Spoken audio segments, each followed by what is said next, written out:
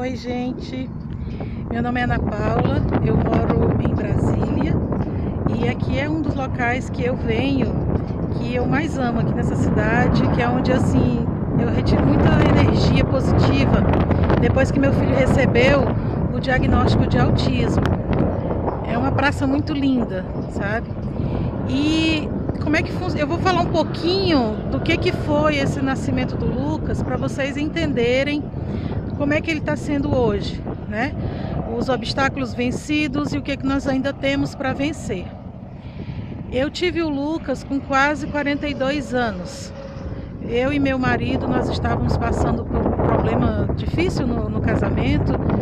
Eu viciada em trabalho, ele também, a gente já praticamente no auge da carreira.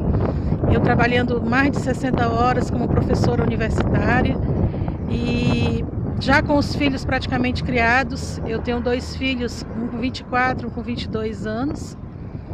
E quando eu soube que eu estava grávida do Lucas, eu já estava com 4 meses de gestação, então eu não fiz pré-natal, tá?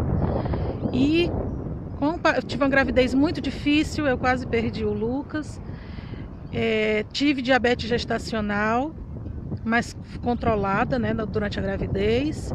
E nas últimas semanas, para eu ganhar o Lucas, eu tive uma infecção no ouvido e passei 2 semanas internada no hospital. E o Lucas veio prematuro, 1 semana antes do tempo certo para ele nascer. E com o passar do tempo, gente, quando você vira mãe de autista, você começa a ler muito. Eu descobri que tudo isso foi uma cadeia de eventos que a probabilidade do meu filho nascer com autismo já seria muito grande. Pais com mais de 40 anos, pais da área das exatas, mãe com ansiedade e depressão, mãe que teve problemas graves na gravidez, na gestação, mãe que teve infecção durante a gravidez. Então tudo isso levava a esse quadro. Mas o Lucas nasceu normal, sabe?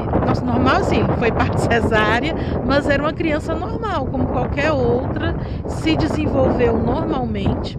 Eu amamentei. E tem uma outra teoria que fala que o aleitamento materno, ele demora a aparecer os sintomas do autismo. Talvez por isso eu amamentei o Lucas até 1 ano e diz que o leite materno ainda demora 6 meses no organismo para essa criança não aparecer sintomas.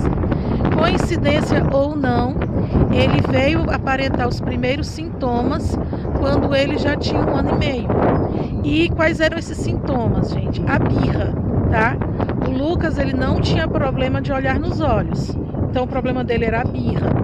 E ele não conseguia formar frases. E isso me deixava angustiada. E quando eu levava ao pediatra, o pediatra dizia assim: não, mãezinha, isso é normal e cada criança tem seu tempo. Mas o que eu notava é que não era bem assim, sabe? No fundo, a gente fica naquela expectativa e você sabe que tem alguma coisa de errado com o seu filho. Com o passar do tempo, ele foi só piorando. As birras aumentavam, ele vomitava, ele chorava até vomitar, ele odiava a escola, tá? Como ele não tinha diagnóstico, as pessoas tratavam ele como uma criança normal.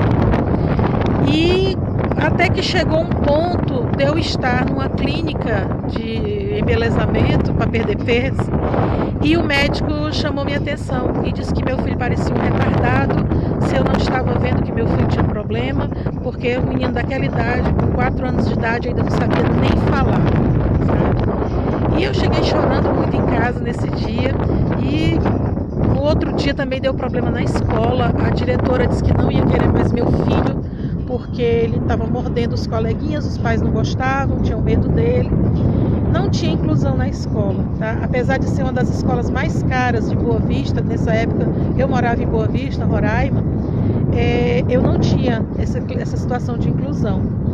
Daí eu conversando com a diretora de outra escola, que era colega minha, professora de faculdade, ela disse assim: Ana, você tem que levar ele para um neuropediatra. E levei. Gente, eu passei 2 anos em neuropediatra, sabe? Eu fiz eletroencefalograma, todos os exames. Meu filho não tem retardo mental, mas ele continuava com as birras e continuava sem falar. Só que em 2016 o quadro se agravou. Eu ainda não sabia que era autismo. A justificativa que a neuro tinha dado para a gente foi um diagnóstico que eu não concordei na época, que era de desvio de comportamento, desvio de conduta. E como eu sou pesquisadora, eu não concordei com o diagnóstico dela e comecei a ler aquilo ali, e quanto mais eu lia, menos eu concordava. Quando foi no dia 2 de abril de 2016, meu marido assistiu uma palestra na escola sobre autismo. E daí nós começamos a duvidar que poderia ser autismo. Ele agora estava com 4 anos, né? E meu marido foi transferido para cá, para Brasília, porque ele é militar, e eu continuei em Boa Vista. Porque meus filhos estavam terminando faculdade, eu tinha minha carreira, lá, cidade pequena, né? Aquela coisa. O Lucas regrediu, que vocês não têm ideia. O Lucas parou de olhar nos olhos, o Lucas parou de falar, porque o pouco que ele falava, ele parou de falar. E ele começou a não reconhecer os músculos da boca. Então o Lucas babava. E, gente, para mim isso foi assim horrível, porque eu estava sozinha e meu filho não tinha perspectiva de melhorar. Eu comecei a ler sobre autismo, engolia autismo. E eu vim descobrir então que o meu autismo não tinha cura, tinha terapia. Mas em Boa Vista, infelizmente, nós não temos tantos especialistas. Eu passei um ano tentando ir com uma neuropediatra, eu só consegui 3 consultas com ela e nenhuma das 3 ela conseguiu fechar o diagnóstico. Porque o Lucas, ele era um pouco atípico. Então, ele tinha certa imaginação, mas porque eu trabalhava com o Lucas, né? Eu saí do emprego para cuidar do meu filho. Eu fazia técnicas que eu não sabia nem que existia. Foi muito instintivo. Então eu sentava no chão com o Lucas para brincar com ele. Aí eu vim saber que isso era um negócio chamado Floor Time. Eu comecei a trabalhar o TET com ele, trabalhava PEX, mas sem saber que eram essas coisas. Comecei a trabalhar o ABA sem saber que era ABA.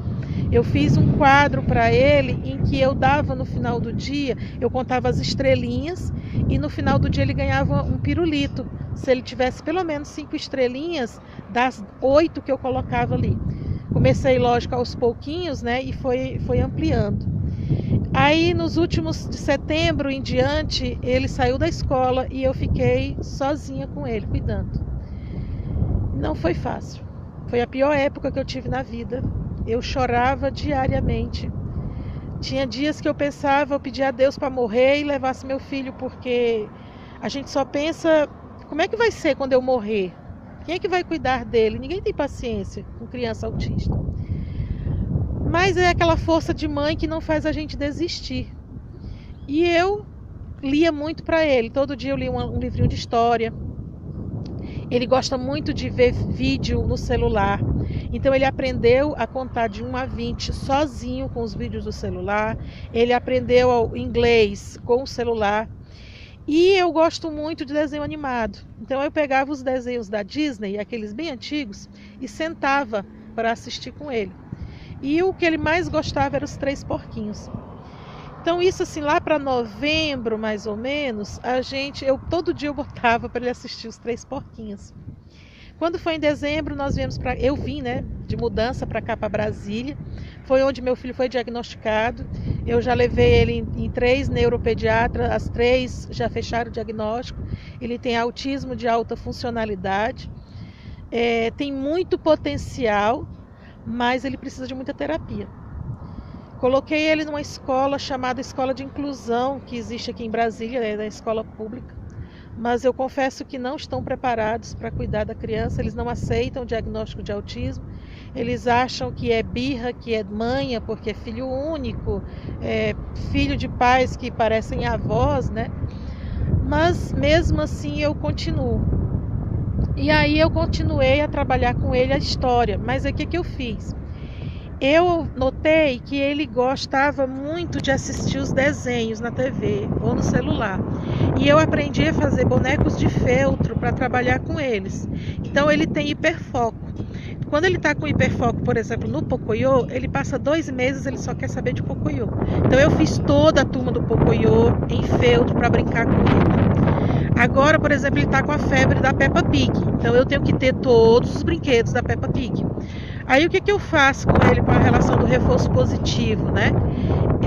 Por exemplo, eu digo assim, olha, Lucas, se você for todo dia para a escola sem chorar e ficar na escola, a mamãe no sábado vai para o shopping e a gente compra um boneco da Peppa Pig. E aí todo sábado a gente vai fazer essa visita no shopping. Quando eu comecei a procurar curso, gente, como eu disse para vocês no início, eu tenho mestrado já, mas eu preciso ajudar meu filho. Então eu escolhi o curso de neuropsicopedagogia justamente para tentar, né, o que eu posso fazer na questão do aprendizado do meu filho. E eu escolhi esse curso. E eu conversando com o meu orientador, Leonardo, a gente resolveu trabalhar a questão da leitura com o Lucas, porque eu quero que ele aprenda a ler. E eu continuei com a tal das histórias infantis, mas ele é apaixonado pelos Três Porquinhos e o Lobo Mau. Aí o que eu fiz? Eu fiz um trabalho com ele em que todo santo dia eu leio a história dos Três Porquinhos, aí eu alterno entre leitura da história e ele está assistindo o videozinho.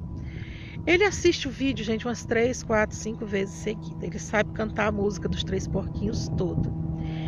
Eu fiz então para ele, que depois eu vou anexar as fotos com esse vídeo, eu fiz tipo uns fantochezinhos para ele contar a história para mim e fiz as atividades. Mas por que eu estou fazendo esse vídeo sobre a história dos Três Porquinhos? Porque eu estava fazendo, gente, e não estava na esperança dele contar a história para mim. Porque o Lucas, ele não conversa. Se ele quiser mamazinho, ele chega e diz, quero mamazinho, quero dormir, quero celular. Mas ele não fala nenhuma frase com mais de 3 palavras. E me surpreendeu, porque faz uns 20 dias, ele chegou em casa, olhou para mim e pegou os 3 porquinhos e começou a contar a história dos 3 porquinhos para mim. E eu fiquei tão maravilhada, porque tinha sido um dia tão estressante, eu comecei a chorar de felicidade, porque meu filho conseguiu contar uma história, né?